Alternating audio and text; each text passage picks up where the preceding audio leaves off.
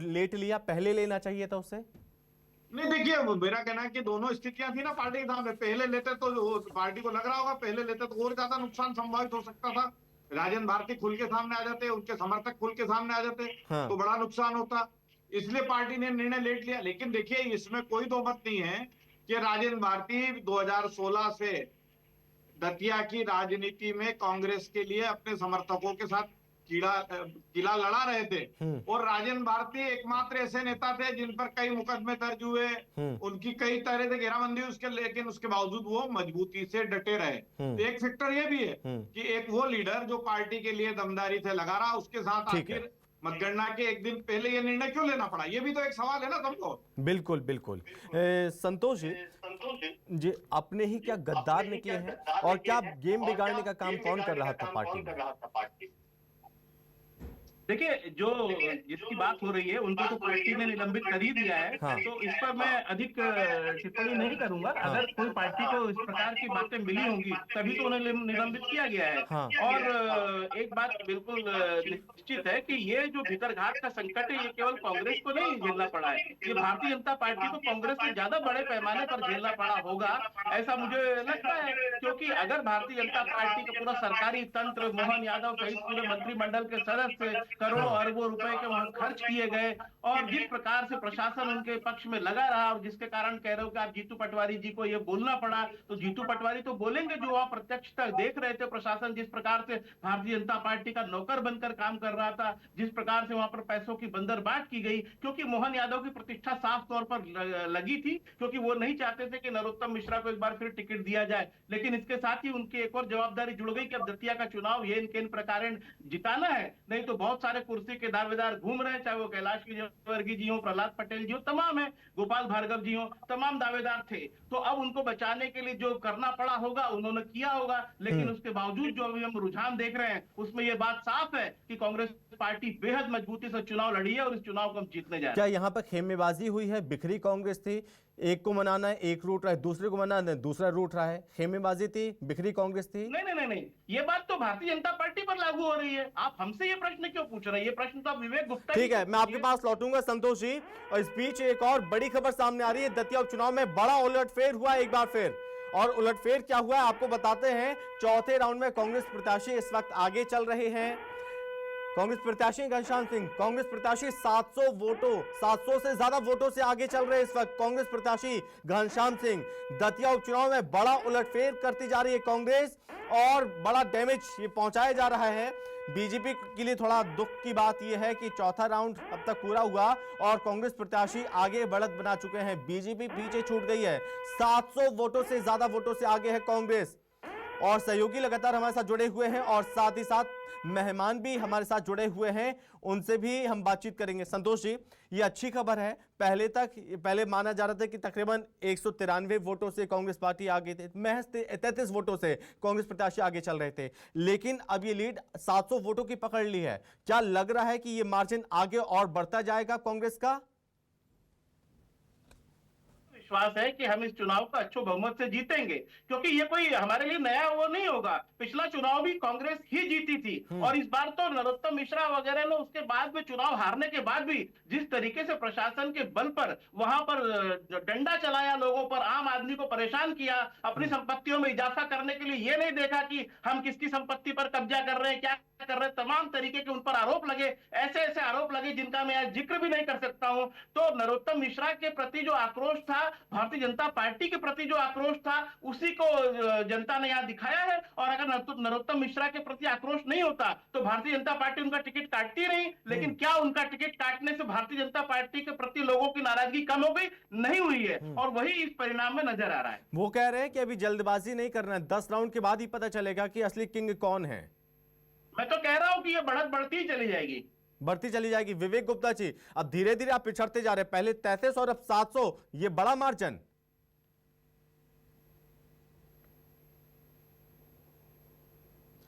देखिए, शुरुआती राउंड में 1200-1400 वोट से भारतीय जनता पार्टी आगे भी रही है, और जहां तक डाक मत पत्र है वहां पर कांग्रेस प्रथम राउंड में लीड कभी पिछले चुनाव में लेती नहीं, भाजपा लेती नहीं थी, लेकिन इस बार ली है। तो ये संकेत भी स्पष्ट है, ये 3-4 राउंड की गिनती में और 500-700 वोट के आधार पे अभी कुछ कहा नहीं जा सकता, लेकिन 10 राउंड के बाद तस्वीर साफ होगी और कांग्रेस ही इस पर संकेत देते रहे हैं, एक के बाद एक सिर्फ आरोपी की राजनीति करते हैं। कभी नरोत्तम मिश्रा जी के फैक्टर की बात करते हैं, कभी भाजपा के। अभी चौथे राउंड तक कांग्रेस आगे निकली है, चौथे राउंड में कांग्रेस ने बढ़त बना ली है। क्या ये माने कि ये वो जगह है जहां पर कांग्रेस का प्रभाव ज्यादा है, इसलिए कांग्रेस आगे निकल रही है?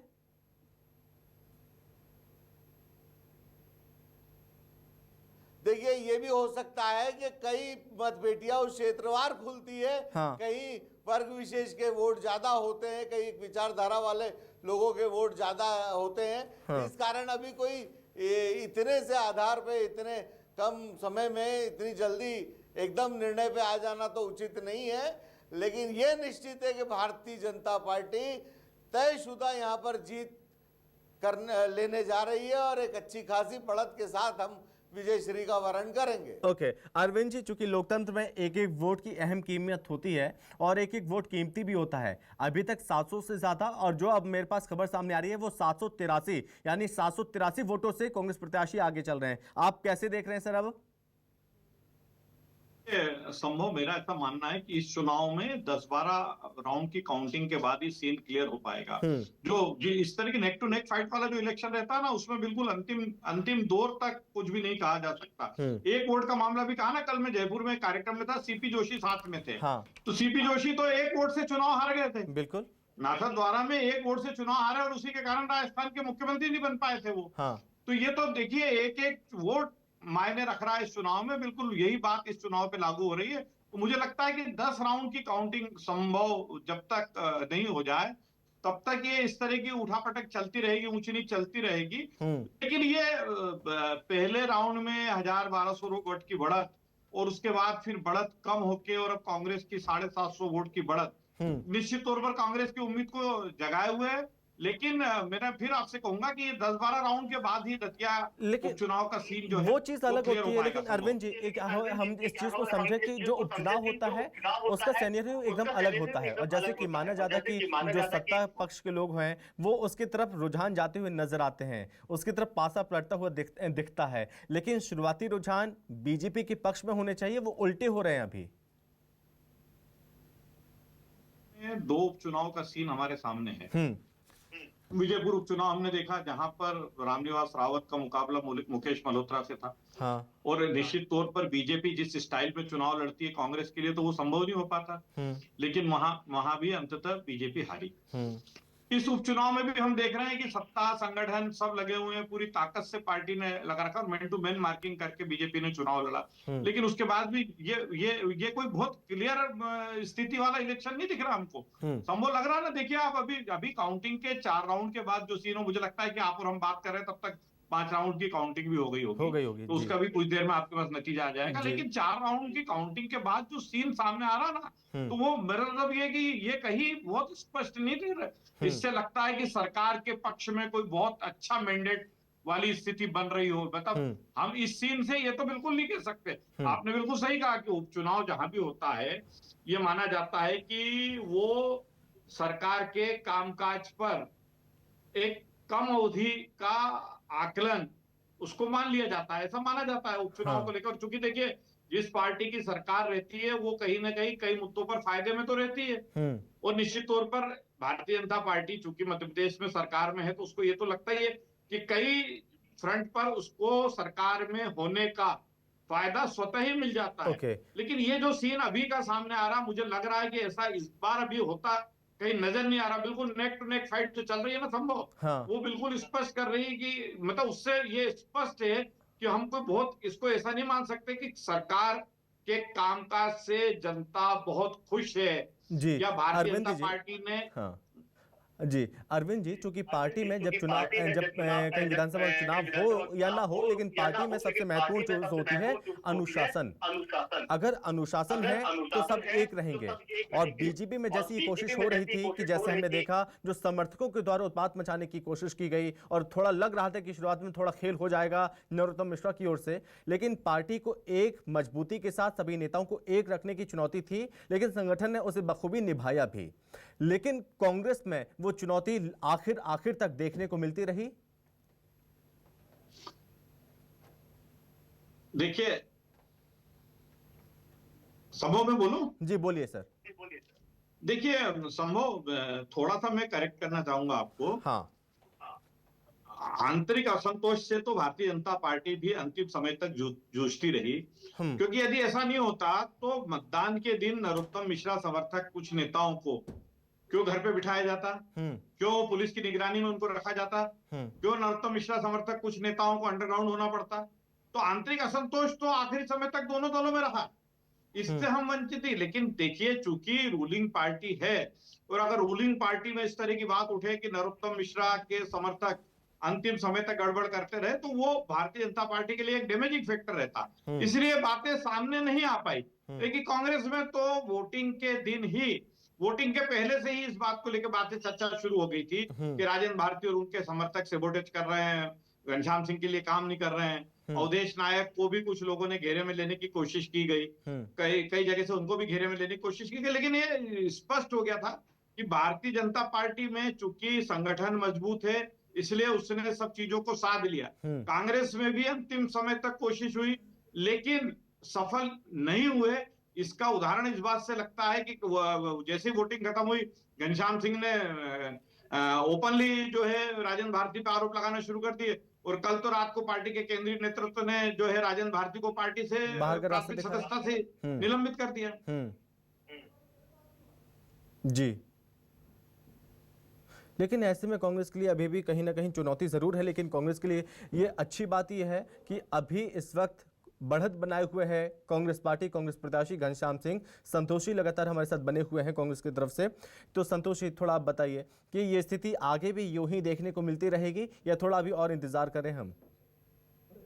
नहीं, देखिए, हम उस तरीके से कोई बहुत उत्साह प्रदर्शित करने वाले लोगों में से नहीं है कि जो एकदम से चुनाव परिणाम के पहले ही सारी बातें कर दे, लेकिन हमें पूरा विश्वास है। हमने जिस तरीके से चुनाव लड़ा है, हमने जिस तरीके से सत्ता की पूरी ताकत के विरुद्ध अपनी ताकत दिखाई है, तो वो तो परिणामों में झलक ही रहा है। और अगर सत्ता ने अपनी पूरी ताकत लगाने के बावजूद अगर उसको इस तरीके से लीड नहीं मिल रही है, तो साफ नजर आ रहा है कि दतिया की जनता किसके पक्ष में थी। क्योंकि वहां पर एक फैक्टर बहुत काम कर रहा था भारतीय जनता पार्टी का, हालांकि भारतीय जनता पार्टी का आंतरिक मामला था, लेकिन फिर भी ये नरोत्तम मिश्रा के समर्थक कह रहे थे कि अगर जीते तो क्रेडिट मोहन यादव ले जाएंगे, और किसी भी स्थिति में हार का जो ठिकरा है वो तो नरोत्तम मिश्रा के छोड़ना ही है। तो बिल्कुल, तो वो जो फैक्टर है वो नरोत्तम मिश्रा के समर्थकों ने दिखाया, और भारतीय जनता पार्टी ने उन पर सख्ती करके, जैसा कि अरविंद जी बता रहे थे, उन पर सख्ती करके नरोत्तम मिश्रा के समर्थकों को दिखा दिया है कि उन्हें नरोत्तम मिश्रा और उनके समर्थकों पर बिल्कुल विश्वास नहीं था। तो ये भी भारतीय जनता पार्टी के लिए डैमेजिंग फैक्टर रहा है, इससे इनकार नहीं किया जा सकता। और कांग्रेस पार्टी में घनश्याम सिंह की जो छवि थी, उसने बहुत ही वोट अपनी ओर आकर्षित किए, इस बात में कोई शक नहीं है। जीतू पटवारी के नेतृत्व में हमारे नेताओं ने जिस प्रकार से मेहनत की है, उसी का परिणाम ये सामने आ रहा है। विवेक जी, जिस तरह से चुनाव में मेहनत हुई है, क्या उसका परिणाम में कुछ असर झलकेगा? जो विकास का दावा किया गया था, क्या उसका परिणाम में असर पड़ेगा? परिणाम में वो रिजल्ट में नजर आएगा वो चीज है? स्पष्ट सामने चीज ये है कि इनके अधिकृत प्रत्याशी इनके ही अपने पूर्व विधायक पर स्पष्ट आरोप लगाते हैं कि इन्होंने सेबोटेज किया, और कांग्रेस का नेतृत्व उन्हें निलंबित भी कर देता है। तो जनता कांग्रेस का चरित्र भी देख रही है और चेहरा भी देख रही है। ये अमर्यादित आचरण लोकतंत्र की परिधि में वैसे भी आता नहीं है। ऐसे लोगों को चुनाव लड़ने का भी अधिकार नहीं होना चाहिए। और घनश्याम सिंह जी को तो वैसे ही 2008 में तीसरे नंबर पर रहे थे, जनता उन्हें नकार चुकी है।